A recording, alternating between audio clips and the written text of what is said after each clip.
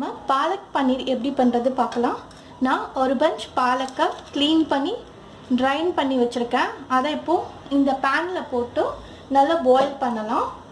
ஒரு பேன் வச்சுருக்கேன், அது ஆன் பண்ணிக்கலாம். அடுத்து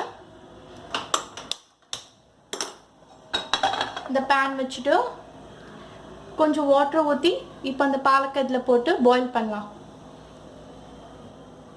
ஒரு கிளாஸ் வாட்டர் போதும். ஆல்ரெடி இந்த பாலக்கிலேருந்து வாட்டர் வரும்.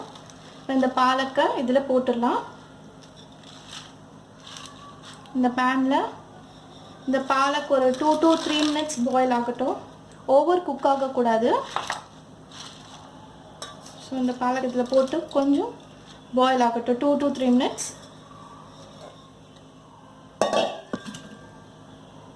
2 to 3 minutes இது நல்லா பாயில் ஆகட்டும். இந்த மாதிரி திருப்பி திருப்பி விட்டுக்கோங்க. ஓவர் குக் ஆகக்கூடாது. ஒரு 2 to 3 minutes போதும். இது ஹை ஃப்ளேமில் வச்சு பாயில் பண்ணுங்கள். நம்மளோட பாலக் நல்லா பாயில் ஆகிட்டுருக்கு. அது இந்த மாதிரி ஒரு ஃபோக் வச்சு திருப்பி விட்டுட்டே இருங்க. நல்லா குக் ஆகட்டும்.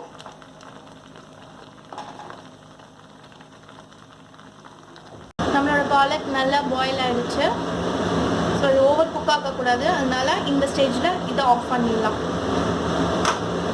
இப்போது இதை வந்து நல்லா ஆற வச்சுட்டு அதை நம்ம கிரைண்ட் பண்ணிடுவோம். இப்போ பாலக் கொஞ்சம் ஆறட்டும். அதோட வாட்டர்லாம் கிரைண்ட் பண்ணிடலாம் இந்த இதில் வச்சு. ஸோ பாலக் கொஞ்சம் ஆறினோன்னு நம்ம அதை கிரைண்ட் பண்ணலாம். அது வரைக்கும் நம்ம வந்து இந்த பாலக் தேவையான கிரேவிக்கான பேஸ்ட்டை ரெடி பண்ணலாம். இது ஆறட்டும். இப்போ நம்மளுக்கு தேவையான கிரேவிக்கு பெரிய ஆனியன் ஒன்று, கொஞ்சம் கார்லிக், அப்புறம் ஜிஞ்சர் ஒரு துண்டு, ஒரு பச்சை மிளகாய் காரத்துக்கு ஏற்ற மாதிரி போட்டுக்கோங்க, ஒரு டொமேட்டோ. இப்போ இதெல்லாம் நம்ம நல்லா கிரைண்ட் பண்ணிவிட்டு அதுக்கப்புறம் குக் பண்ண போகிறோம். இதை நம்ம கிரைண்ட் பண்ணிடலாம்.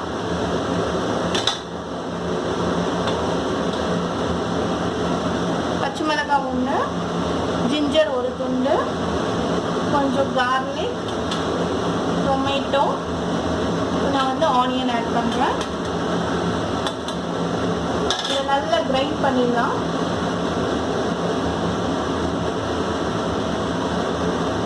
அதை நல்லா கிரைண்ட் பண்ணிவிட்டேன். நம்மளுக்கான பேஸ்ட் ரெடி ஆகிடுச்சு.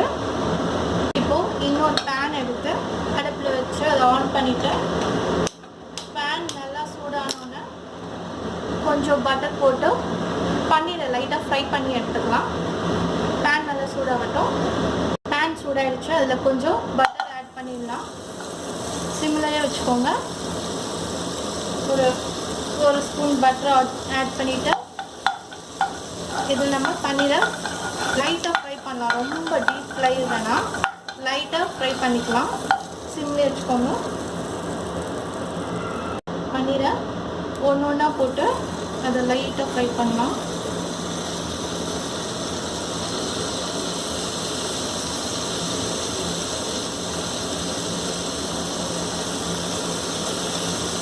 ரொம்ப டீப் ஃப்ரை வேண்டாம், லைட்டாக.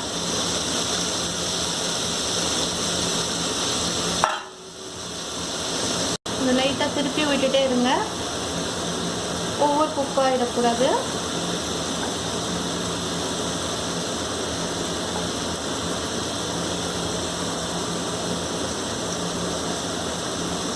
ஜஸ்ட் ஒரு சைட் கொஞ்சம் குக் ஆகட்டும். திருப்பி விடுங்க.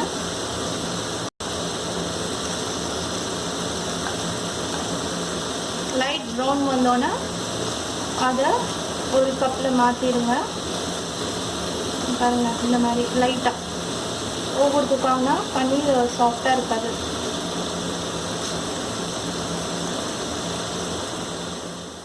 லைட்டாக ஃப்ரை ஆகிடுச்சு. இந்த ஸ்டேஜில் ஆஃப் பண்ணிவிட்டு அதை ஒரு பேனில் மாற்றிடலாம். இப்போ அதே பேனில் அந்த இருக்க பட்டர்லேயே நம்ம கிரேவியை ரெடி பண்ணலாம். இப்போ இந்த பேன் சூடாக தான் இருக்கும். சிம்மில் இருக்கனால அதை ஆன் பண்ணி சிம்மில் வச்சுக்கோங்க. ஆஃப் ஆகுங்க.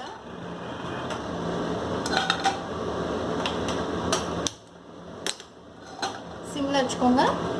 இப்போ நம்ம ரெடி பண்ணி வச்சுருக்க அந்த பேஸ்ட் இதில் ஆட் பண்ணிடலாம். நம்ம ரெடி பண்ணி வச்சுருக்க அந்த டொமேட்டோ ஆனியன் பேஸ்ட்டை இதில் ஆட் பண்ணிடலாம். இந்த பேஸ்ட்டை இருக்க பட்டரில் ஆட் பண்ணிட்டேன். கொஞ்சம் குக் ஆகட்டும், அந்த ரா ஸ்மெல்லாம் போகட்டும். இது வேணும்னா இன்னும் கூட நீங்கள் மையாக அரைச்சிக்கலாம். இப்போது நல்லா இதை குக் ஆகட்டும், ரா ஸ்மெல்லாம் போகட்டும். உங்களுக்கு இன்னும் கிரேவி வேணுன்னா இன்னும் ஒரு டொமேட்டோ, கொஞ்சம் குவான்டிட்டி கிரைண்ட் பண்ணுற குவான்டிட்டி ஆட் பண்ணிக்கோங்க. ஒரு ஆனியன் எக்ஸ்ட்ராவாக ஆட் பண்ணிக்கோங்க. கொஞ்சம் இது குக் ஆகட்டும். டைமில் நம்ம பாயில் பண்ணி ஆற வச்சுருக்க இந்த பாலக்கை கிரைண்ட் பண்ணிடலாம். நம்ம பாயில் பண்ணி வச்சுருந்த பாலக்கை நான் நல்லா கிரைண்ட் பண்ணிட்டேன். இதில் பச்சை ஸ்மெல் போனோன்னே இந்த பாலக்கை இதில் ஆட் பண்ணிடலாம். ஸ்மெல் போயிடுச்சு. நான் பாலக்கை ஆட் பண்ணுறேன். சிம்மில் வச்சு பண்ணுங்கள்.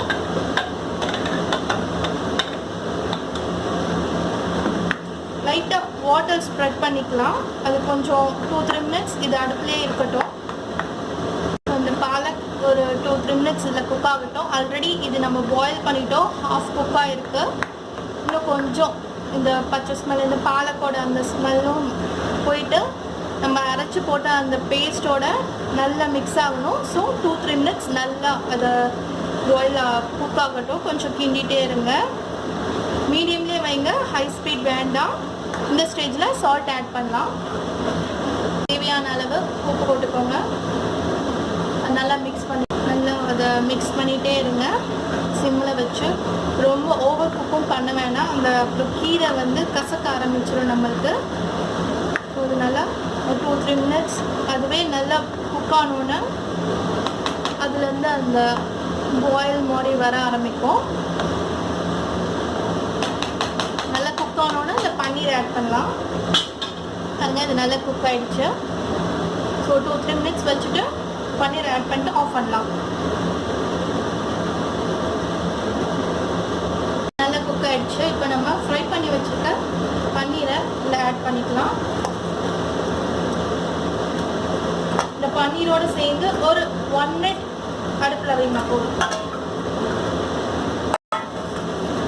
அதனால மிக்ஸ் பண்ணிவிடுங்க.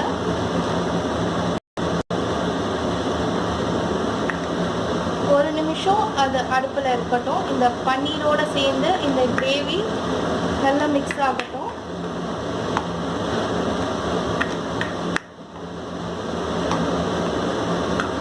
நம்மளோட பாலக் பன்னீர் ரெடி ஆயிடுச்சு. அடுப்பு ஆஃப் பண்ணிடலாம். ஃப்ரெஷ் க்ரீம் ஆட் பண்ணுறேன். எவ்வளோ வேணுமோ அவ்வளோ போட்டுக்கோங்க. ஒரு ஃப்ளேவருக்காக ஃப்ரெஷ் க்ரீம் ஆட் பண்ணியிருக்கேன். இப்போது இதை நம்ம ஒரு பவுலில் மாற்றிடலாம். நம்மளோட பாலக் பன்னீர் ரெடி ஆகிடுச்சு.